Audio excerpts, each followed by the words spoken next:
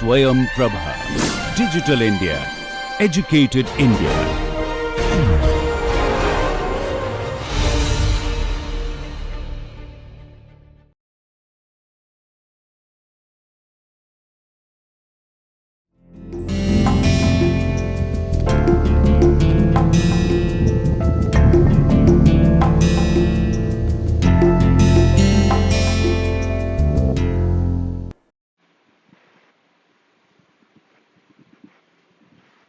Namaste. We carry forward our discussion, and in this lecture, we'll explore interdependence and gains from trade. One question in economics that we should think about is that why should people go for a trade? If I can do everything by myself, should I not be doing everything by myself? Or is there certain advantages that I can gain by going for a trade? That is, I do something, you do something, I give something to you, and you in return give something to me. So that is trade. And we begin this lecture by exploring what Adam Smith had said about trade. Why trade? It is a maxim of every prudent master of a family never to attempt to make at home what it will cost him more to make than to buy.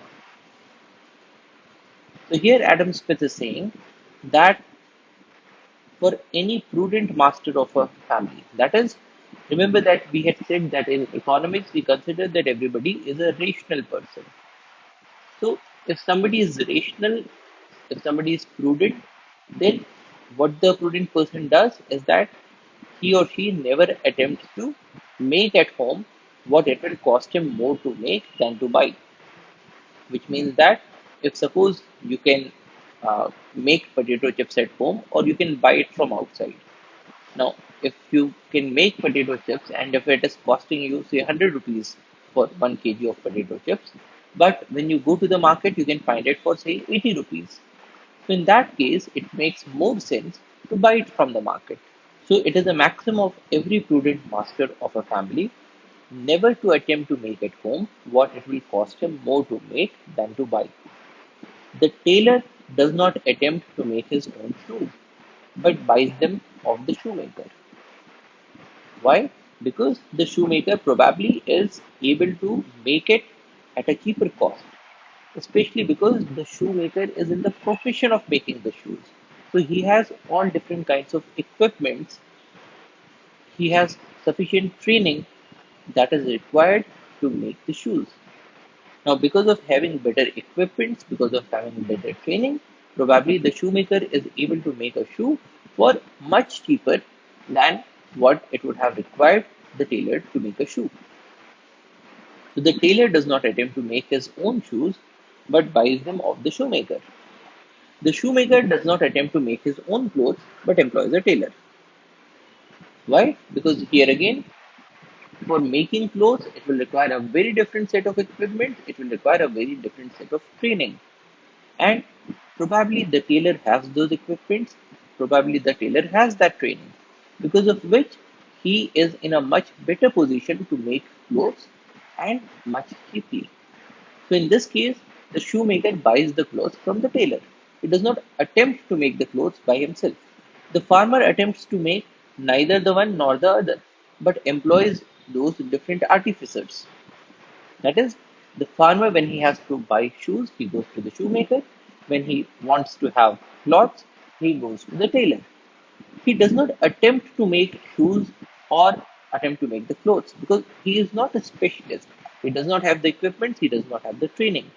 And if he tried to make clothes or shoes, then probably it will cost him much more than buying it from the market or from the tailor or from the shoemaker. Especially because in the case of a number of articles, the equipments that are required, they are costly. So probably the farmer can say buy a pair of shoes for say 500 rupees. But the equipment that is needed to make those shoes probably that costs say 2 lakhs of rupees. Now in that case, it does not make any sense for the farmer to buy these equipments for 2 lakhs of rupees when he can buy a pair of shoes for just 500 rupees. So this is what Adam Smith is saying. The farmer attempts to make neither the one nor the other, but employs those different artificers. All of them find it for their interest to employ their whole industry in a way in which they have some advantage over their neighbors. So everybody finds it in their own interest to employ their own industry, that is, to devote their time and to devote their effort in something in which they have an advantage over their neighbors, and to produce with a part of its produce and to purchase with a part of its produce, or what is the same thing, with the price of part of it, whatever else they have occasion for. So it is in the interest of everybody to spend their time and effort in something in which they have an advantage over their neighbors.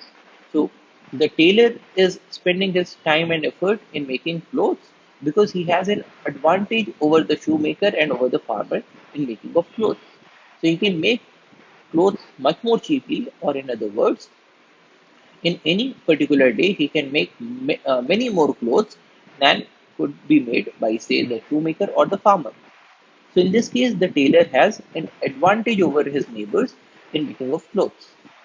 Similarly, the shoemaker has an advantage over tailor and the farmer in making of shoes. So, it is in the interest of everybody to employ their whole industry in a way in which they have some advantage over their neighbors.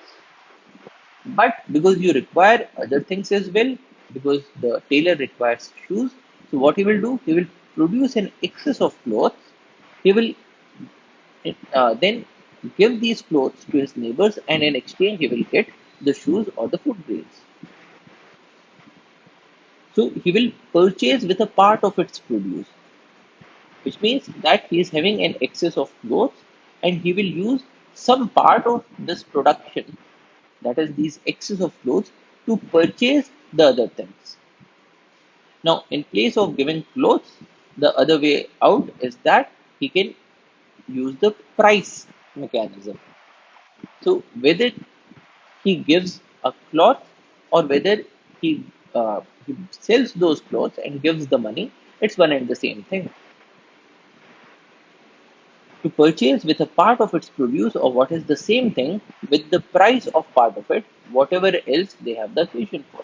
So whatever else he wants to purchase, he will use his excess clothes, or he will use the money that he is getting from selling these excess clothes to purchase whatever else he needs. Now, this is something that we observe on a day to day basis. So, nobody tries to do everything because it is in their own self interest. But what this small story is telling us is a few salient points. People do not make anything or do not do something in which case it will cost them more to make than to buy. So, this is the first thing. If there is something that you can procure at a cheaper cost than that of making, then probably you will go for procuring it. And why do people do that?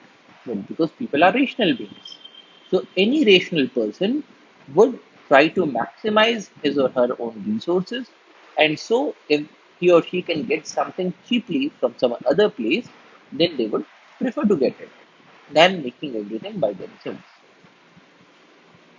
And why are they doing it? Because they are finding it in their interest. So in this case, what Adam Smith is hinting is that they are not doing it because of a benevolence.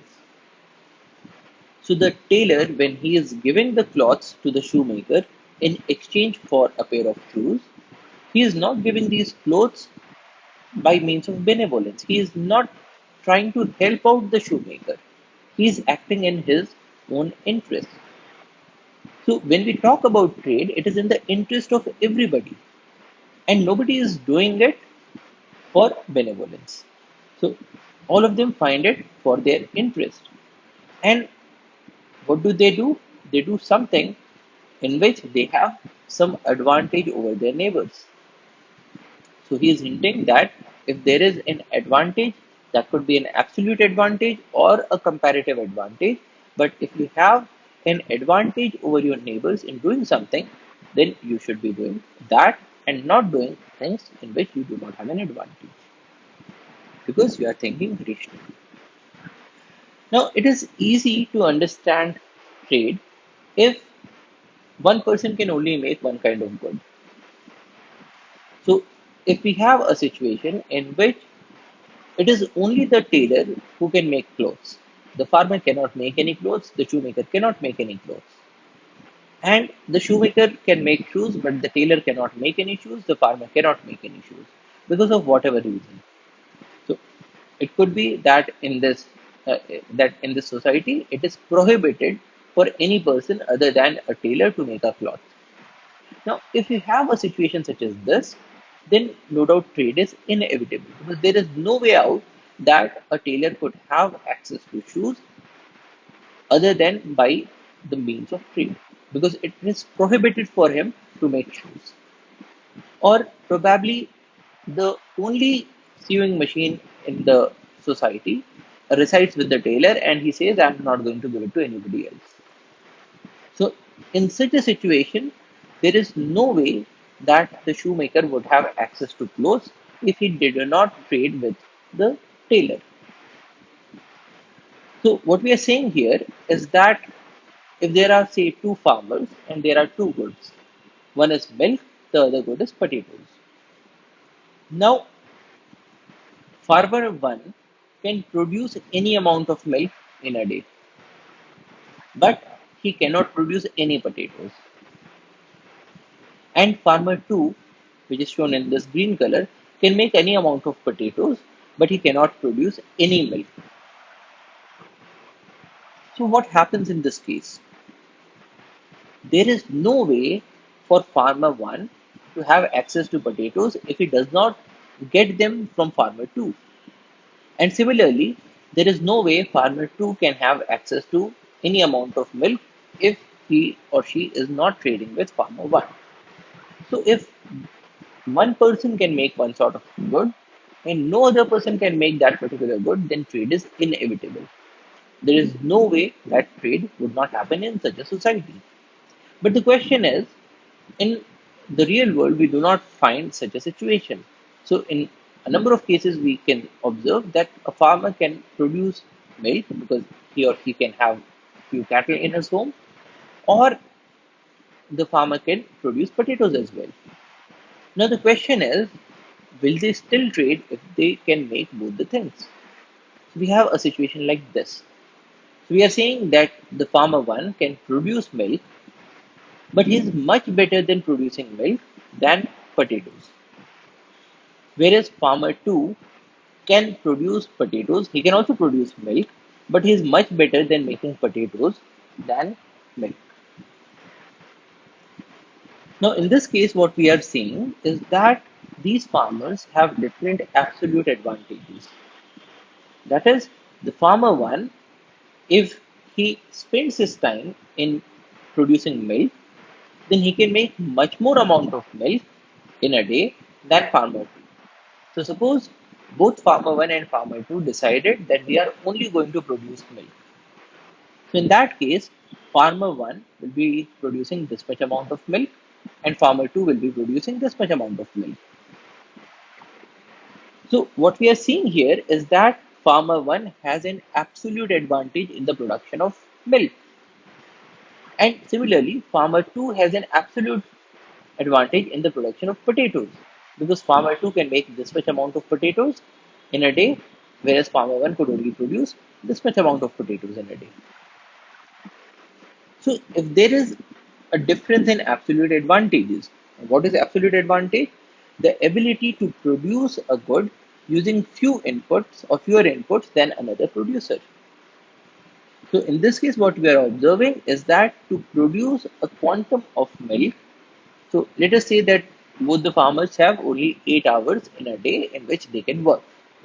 Now, let us suppose that farmer 1 can make, say, 8 liters of milk in a day. So, in an hour, he can make 1 liter of milk. Whereas farmer 2 can only make 2 liters of milk in a day. So, what we are hinting here is that for farmer 1, he can make 8, 8 liters of milk in 8 hours. And farmer 2 can only make 2 liters of milk in 8 hours. So this much is 8 liters of milk and this much is 2 liters of milk. Now this would mean that to make 1 liter of milk, the time required is 8 hours divided by 8 or 1 hour. Now the input that is required to make 1 liter of milk in this case is 1 hour in the case of farmer 1. Whereas in the case of farmer 2, what we are observing is that to make 1 liter of milk, the farmer requires 8 hours divided by 2 liters, which is 4 hours. So in this case, what we are observing is that the farmer 1 can make 1 liter of milk using fewer inputs, just 1 hour of input. Whereas farmer 2 can make 1 liter of milk using larger amount of inputs, that is 4 hours. So in this case, the farmer 1 has an absolute advantage because he has the ability to produce a good. In this case, the good is 1 liter of milk using fewer inputs than another producer. In this case, the input is the time that the farmer is putting in. So the farmer 1 has an absolute advantage in milk production. Now, similarly, in the case of potato production, we will find that farmer 2 has an absolute advantage because let us say that for farmer 2, let us suppose that this much is 24 kg of potatoes, and he is making 24 kg of potatoes in 8 hours. Whereas farmer 1, if he spent all his time, all the 8 hours in making potatoes, then probably he is able to produce only 4 kgs of potatoes in 8 hours. Tricky when there is one farmer who has an absolute advantage over both the goods. Now, in this figure, what we are observing is that the production possibility frontier for farmer 1 is here in red and for farmer 2 is here in green.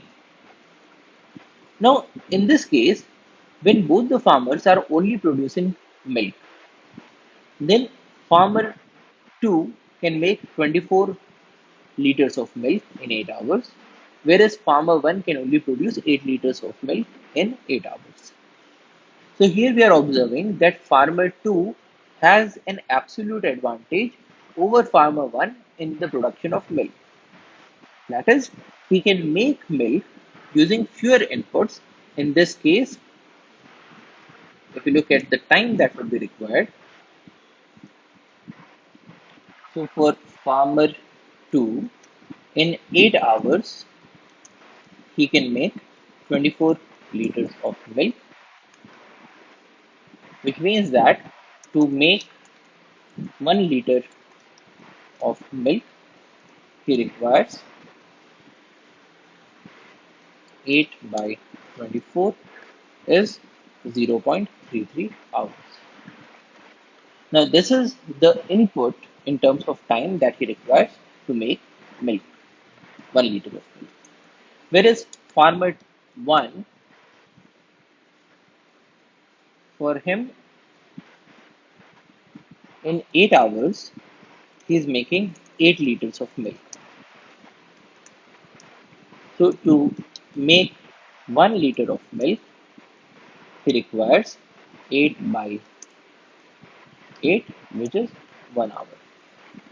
Now, in this case, it is easy to see that farmer 2 has an absolute advantage over farmer 1 because he can make the good, in this case 1 liter of milk, using fewer inputs, that is just 1/3 of an hour as compared to as compared to farmer 1. So farmer 2 has an absolute advantage here.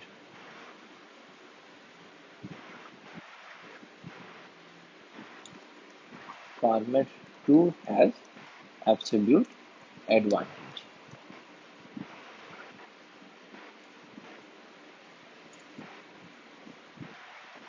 Now this is for milk production. Now let us look at potato production. Now in this case, farmer 2 in 8 hours, if he only produced potatoes, he would have made 48 kg of potatoes. So to make 1 kg of potatoes, he requires 8 by 48, which is 1 by 6 hours or 10 minutes.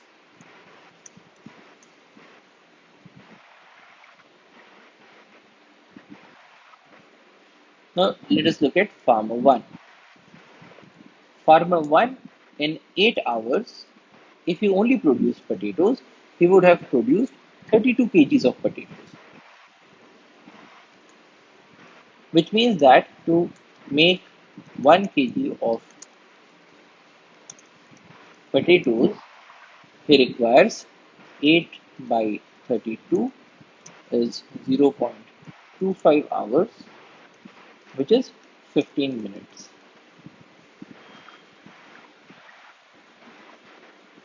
Now, in this case, when we talk about potato production, farmer 2 requires 10 minutes and farmer 1 requires 15 minutes. So, here again, we are observing that farmer 2 requires less inputs. He requires only 10 minutes of input, whereas farmer 1 requires 15 minutes of input. So, in this case, farmer 2 has an absolute advantage. So what we are observing here is that when we talk about potatoes, farmer 2 has an absolute advantage. When we talk about milk, farmer 2 has an absolute advantage. So farmer 2 in this case is having an absolute advantage in both these goods, potatoes as well as milk. So now the question is, if farmer 2 is more efficient at producing potatoes and is more efficient in producing milk as well, should he go for a trade? Does it make any sense for both of these farmers to go for a trade? And that is the question. And as we will see, yes, here again there is an advantage if both of them went for a trade. So here we come to the concept of comparative advantage. So absolute advantage, as we remember, is the ability to produce a good using fewer inputs than another producer. And in this case, farmer 2 has an absolute advantage over farmer 1 over both the goods. But then there is a difference in comparative advantage. Comparative advantage is the ability to produce a good at a lower opportunity cost than another producer. Comparative advantage is the ability to produce the good at a lower opportunity cost, not using fewer inputs, but at a lower opportunity cost than the other producer. And in this case, opportunity cost is defined as whatever must be given up to obtain some other item. So if we look at this curve again, farmer 2 could produce 24 liters of milk in 8 hours if he devoted his time completely to the production of milk. Or he could have made 48 kgs of potatoes if he spent all his time in making potatoes. Which means that for farmer 2, 24 liters of milk is equivalent to 48 kgs of potatoes. And for farmer 1, he could have spent his 8 hours either to make 8 liters of milk or to make 32 kgs of potatoes. Now, which means that for farmer 1, the milk production could be as high as 8 units. For farmer 1, the milk production is as high as 8 units and the potato production is as high as 32 kgs. The potato production is 32 kgs. So the opportunity cost for 1 unit of milk production is 32 by 8, which is 4 units of potatoes. So this is the opportunity cost. What is he giving up? To make 8 units of milk, he is giving up 32 units of potatoes. So to make 1 unit of milk, he is giving up 32 divided by 8 is 4 units of potatoes. So this is the opportunity cost for farmer 1 for 1 unit of milk production. And similarly, the opportunity cost for 1 unit of potato production is 8 units of milk divided by 32 is 0.25 units of milk. So these are the opportunity cost for farmer 1. The opportunity cost for 1 unit of milk is 4 units of potatoes, and the opportunity cost for 1 unit of potato is 1 by 4 or 0.25 units of milk. Now similarly, for farmer 2, he could have made 24 units of milk or 48 units of potatoes. So if farmer 2 devotes all his time for milk production, he makes 24 units. If he spends all his time for potato production, he can have 48 units of potatoes. So the opportunity cost for 1 unit of milk production is how much amount of potatoes is he giving up to make 1 unit of milk. To make 24 units of milk, he is giving up 48 units of potatoes. Because when he is devoting all his 8 hours into milk production, he is having 0 units of potatoes. So he is giving up 48 units of potatoes. So to make 1 unit of milk, he is giving up 48 by 24 is 2 units of potatoes. And similarly, to make 1 unit of potatoes, he is giving up 24 by 48 is 0.5 units of milk. Because to make 48 units of potatoes, he is giving up 24 units of milk. So to make 1 unit of potato, he is giving up 24 by 48 is 0.5 units of milk.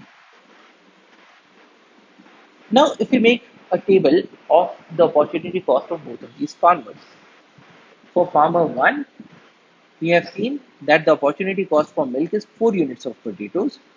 So the opportunity cost for 1 unit of milk is 4 units of potatoes. And the opportunity cost for making 1 unit of potato is 0.25 units of milk, which we are writing here is 0.25 units of milk. For farmer 2, the opportunity cost for making 1 unit of milk is 2 units of potatoes, 2 units of potatoes here. And the opportunity cost for making 1 unit of potato is 0.5 units of milk, which we write here 0.5 units of milk. Now, if you look at farmer 1,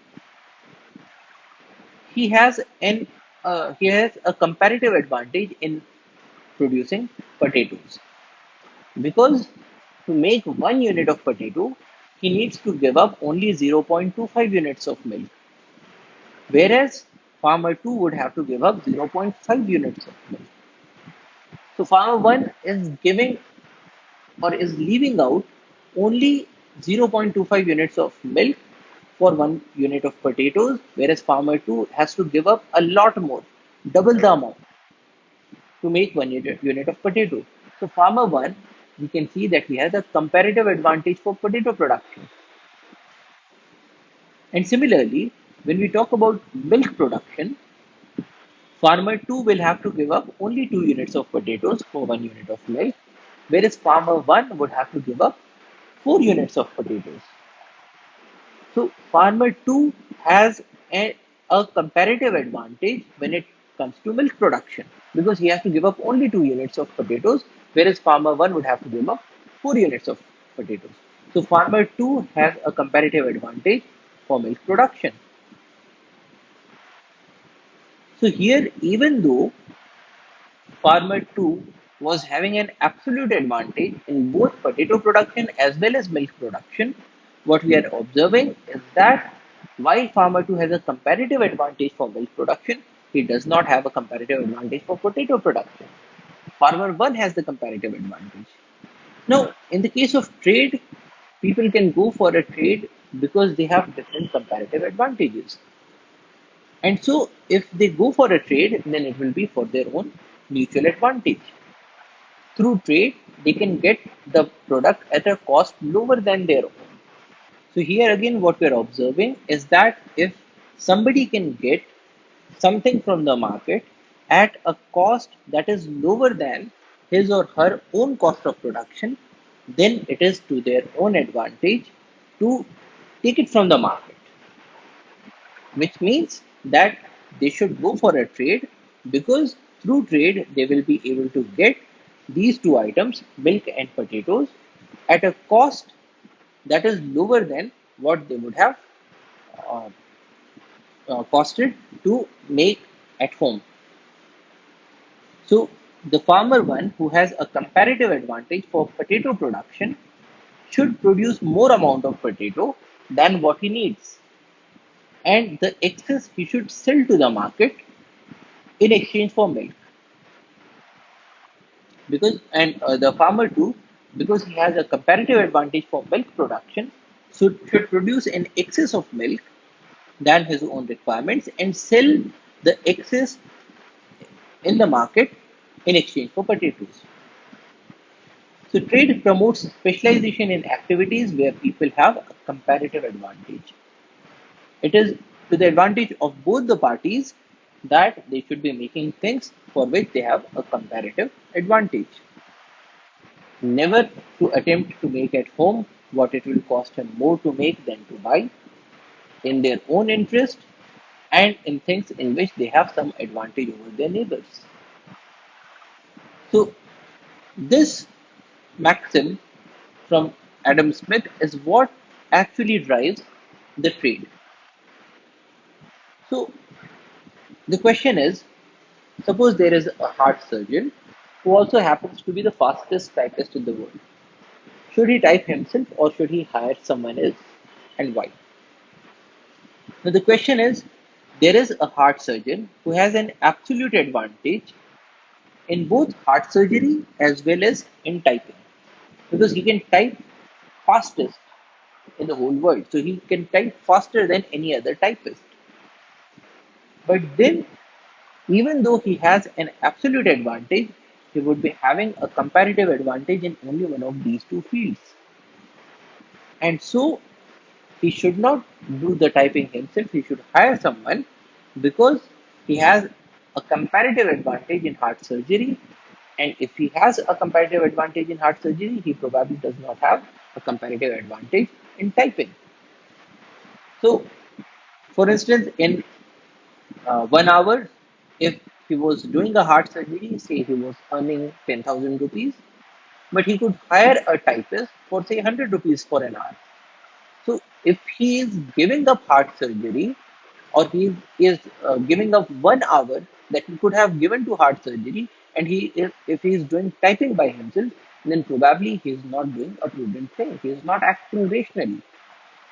So trade can make everybody better off, because it permits you to do things where you have a comparative advantage. And for things where somebody else has a comparative advantage, you take those goods or services from that person. So here the heart surgeon should not be doing the typing himself. He should be hiring a typist, even though he has an absolute advantage when it comes to typing. Now the next question is, what should be the price of trade? That is, at what rate should 1 unit of milk be exchanged in the market for potatoes? Now, remember that people were going for trade because it was in their own advantage. They were acting in self interest, they were not acting in benevolence. So, nobody is doing a trade to benefit the other party. They are getting into trade because it is to their own advantage. Now, if we talk about the cost of making milk, for farmer one, the cost of making milk is 4 units of potatoes. Now, if somebody says that he should give up 6 units of potatoes for 1 unit of milk, would he agree? Well, probably not. Why? Because he would say that if I can get a unit of milk from 4 units of potatoes, why should I pay 6 units of potatoes? But if somebody says that, okay, we are going to offer you 1 unit of milk for say 3 units of potatoes, then this farmer would think, okay, if I made 1 unit of milk myself, it would have costed me 4 units of potatoes. But in the market, I am getting it for 3 units of potatoes. So probably it's good for me. Probably I should take up this offer. Now, similarly, when we talk about farmer 2, to make 1 unit of milk, he is sacrificing 2 units of potatoes. So that is the opportunity cost for 1 unit of milk for this farmer 2. Now, if in the market uh, he gets this offer that to get 1 unit of milk, you should give up 3 units of potatoes. Now, would this farmer agree? Well, probably not, because he would again say that I can make 1 unit of milk myself by just 2 units of potatoes. Why should I pay three? But if he gets an offer of 1 unit of milk from just 1 unit of potatoes, he would agree, because it is costing him 2 units of potatoes. If he can get it for 1 unit of potatoes, he will be happy. So there is a price at which farmer 1 is happy, which is if he gets it at anything less than 3, anything less than 4. There is a price at which farmer 2 is happy and is agreeable if he is getting it for anything that is less than 2. So there are different prices at which both of these farmers can agree. And similarly, for 1 unit of potato, if farmer 1 can get 1 unit of potato for anything that is less than 0.25 units of milk, he would agree because it is in his advantage. Similarly, for farmer 2, if he gets 1 unit of potato for anything less than 0.5 units of milk, he would agree because it is costing him 0.5 units of milk. If he can get it 1 unit of potato from the market at a lesser cost, then probably he would go for it. Now, for both the parties to gain from the trade, the price must lie in between these two opportunity costs. So, suppose we decide that the price is 3 units of potatoes for 1 unit of milk.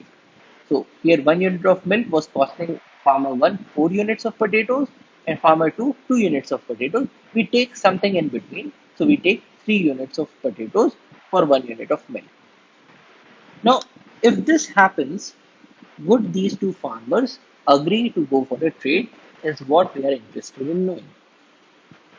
Now, to understand the impact of trade, let us also consider that earlier the farmers were devoting half their time to producing milk and half their time to producing potatoes. That is, they were spending 4 hours in producing milk and 4 hours in producing potatoes. So, what was the situation before the trade? Now, farmer here we are looking at farmer 1 and farmer 2, production and consumption without trade. Now, before these two farmers were entering into trade, the amount of milk and the amount of potatoes that they were producing was also the amount that they were consuming, because they are not getting anything from outside and they have all what they are producing for themselves. So, the amount of production is equal to the amount of consumption. Now, for farmer 1, he was devoting 4 hours to make milk and 4 hours to make potatoes. Now, for farmer 1, in 8 hours, he could produce 8 units of milk. So, in 4 hours, he would be producing half of that, which is 4 units of milk. And in 8 hours, he could have produced 32 units of potatoes.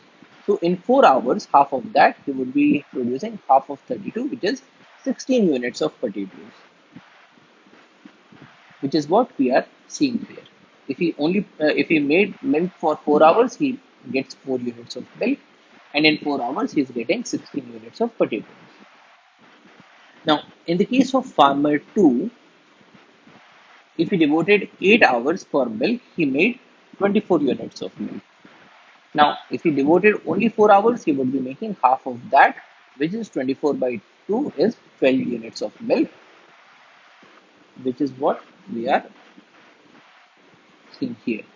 In 4 hours, he is producing 12 units of milk. And in 8 hours, he could have produced 48 units of potatoes, And so in 4 hours, he would be making half of that is 24 units. So this is what we are seeing here. He is making 24 units of potatoes in 4 hours. So because the amount of production is also equal to the amount of consumption, so here farmer 1 is consuming 4 units of milk and 16 units of potatoes, and farmer 2 is consuming 12 units of milk and 24 units of potatoes. Now here again what we are seeing is that the farmer 2 has an absolute advantage over both milk and potatoes, and so he is consuming more of milk and he is consuming more of potatoes as compared to farmer 1. Now when they go for trade, and in the case of trade the price is decided as 3 units of potatoes for 1 unit of milk. Now what happens? Now suppose farmer 1, because he has a comparative advantage in making potatoes, so we saw it here that to make 1 unit of potato he has to give up 0.25 units of milk, whereas farmer 2 would have to give up 0.5 units of milk. So he has a comparative advantage in the production of potatoes. So farmer 1 decides that I will spend all my 8 hours in making potatoes. So he is spending all 8 hours for potatoes, and so he has 0 hours for milk. Now in 8 hours, farmer 1 can produce 32 units of potatoes. So which is what we are seeing here. So he is producing 32 units of potatoes and 0 units of milk. Now, farmer 2 has a comparative advantage when it comes to milk production. So, in the case of milk, farmer 2 has the cost of 2 units of potatoes for a unit of milk, whereas farmer 1 has 4 units of potatoes for 1 unit of milk. So, farmer 2 has a comparative advantage. Now, in this case, suppose farmer 2 decides that I will spend 6 hours to make milk and only 2 hours to make potatoes. Now, here again, it is important to note that when we are talking about trade, we are not saying that you should only be doing things where you have a comparative advantage in. You can even be doing things where you do not have a comparative advantage, because probably the market is not able to supply you with all the things that you need. So in that case, even though it is not in a comparative advantage, you could be making certain things.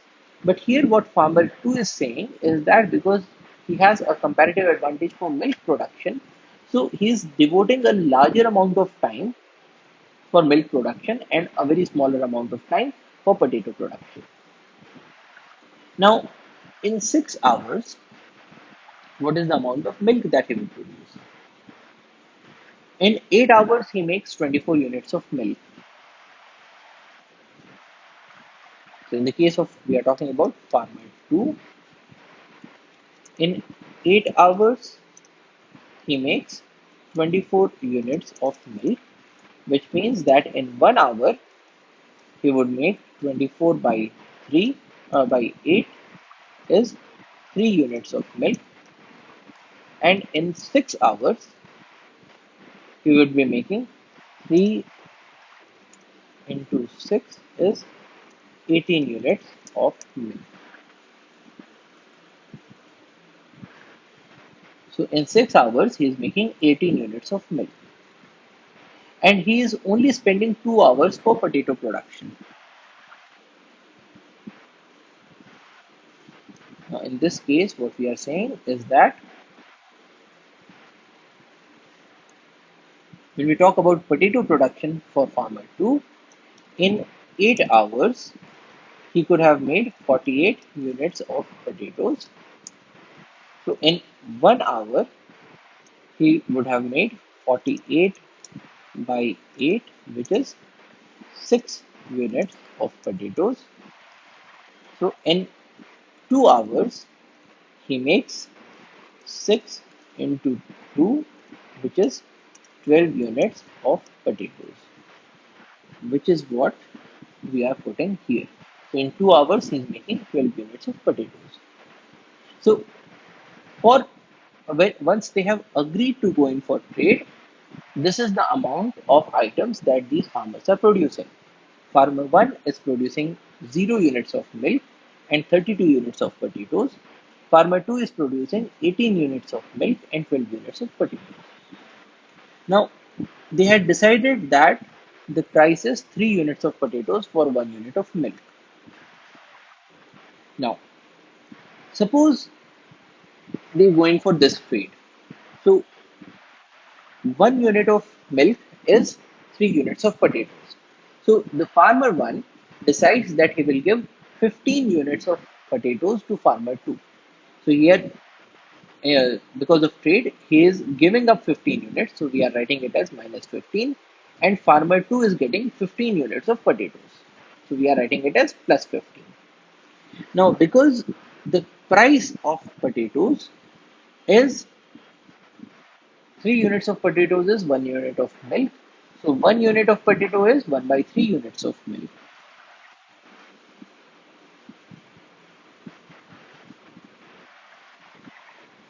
3 units of potatoes is equal to 1 unit of milk, which means that 1 unit of potatoes is equal to 1 divided by 3 units of milk. So 15 units of potatoes is equal to 1 by 3 times 15, which is equal to 5 units of milk. Now, with this price, 3 units of potatoes is 1 unit of milk. 15 units of potatoes is equivalent to 5 units of milk. So, because farmer 1 was giving 15 units of potatoes to farmer 2, he will be getting 5 units of milk in return. So, farmer 2 is giving 5 units of milk, so we are writing it as minus 5. And farmer 1 is getting 5 units of milk, which we are writing as plus 5. So, what is the consumption after the trade? Now, for farmer 1, he was not producing any milk, but he's getting 5 units of milk from farmer 2. So, the total unit that he has now is 5 units, 0 plus 5. He was producing 32 units of potatoes. He gave up 15 units of potatoes to farmer 2, and so he's left with 17 units of potatoes. So, the consumption after trade for farmer 1 is 5 units of milk and 17 units of potatoes. Now, similarly, for farmer 2, he was making 18 units of milk. He gave up 5 units to farmer 1, and so he is left with 13 units of milk. And he was making 12 units of potatoes. He got 15 units from farmer 1, and so now he has 27 units of potatoes. Now, what is the gain from trade? Is there any increase in consumption or is there a decrease in consumption? So earlier, without trade, farmer 1 was having 4 units of milk. After trade, he has 5 units of milk. So there is an addition. So because of this trade, he can consume 1 extra unit of milk. What about potatoes? Earlier, he was consuming 16 units of potatoes. Now he is consuming 17 units of potatoes, which means that the potato consumption has also increased. So here farmer 1 is consuming more of milk and more of potatoes because of the trade, which means that the farmer 1 has added to his well-being. He has added to his advantage. Earlier he was consuming less of milk and less of potatoes. Now he is consuming more of milk and more of potatoes. What about farmer 2? Earlier he was consuming 12 units of milk. Now he is consuming 13 units of milk, which means that he has an advantage of plus 1. So he is now consuming more milk. What about potatoes? Earlier he was consuming 24 units of potatoes. Now he is getting 27 units of potatoes to consume. So now he has an advantage of plus 3 units. So he is consuming 3 extra units of potatoes than what he was consuming before the trade. So even in the case of farmer 2, he is now consuming more of milk and more of potatoes. So it is adding to his well-being or his welfare as well. So What we are observing here is that because of trade, both farmer 1 and farmer 2 have increased their consumption. They are now having more of resources. So trade has added to the benefit of both of these parties. Trade has benefited farmer 1 and it has also benefited farmer 2, which means that when we said that the trade increases the welfare of all the parties involved, this is an example of that. Now, how can this trade happen? This trade can occur in two ways. There could be a barter system. Now, in the case of a barter system, what happens is that both of these parties come to the market and they exchange these goods with each other. So, for 3 units of potatoes, they exchange it for 1 unit of milk. So, both these farmers will go to a market with their produce of potatoes and milk that they want to trade, and there they will be exchanging these two produce amongst themselves. The other way is through a market using currency. So this trade can occur through a barter system or in a market. And in the next module, we will have a look at the markets. So essentially what we are seeing in this lecture is that we began with this saying from Adam Smith that if you can get something cheaply from the market, then what it costs you to make at home, you should probably get that thing from the market. Because rationally, it would be to your own benefit. It would be in your own interest. And this interest or this sort of a trading helps people to do those things where they have an advantage over their neighbors. Now, this advantage could be an absolute advantage or a comparative advantage. So, we observe that if you have a society where one good can only be made by one person and the other good can only be made by the second person, then of course trade is inevitable, because if the first person wanted to have access to the second thing, he could only get it through by means of trade. Trade is also very obvious if both the parties have an absolute advantage over something. So if farmer 1 has an absolute advantage in production of milk and farmer 2 has an absolute advantage in the production of potatoes, then trade becomes obvious. And here we define absolute advantage as the ability to produce a good using fewer inputs than the other producer.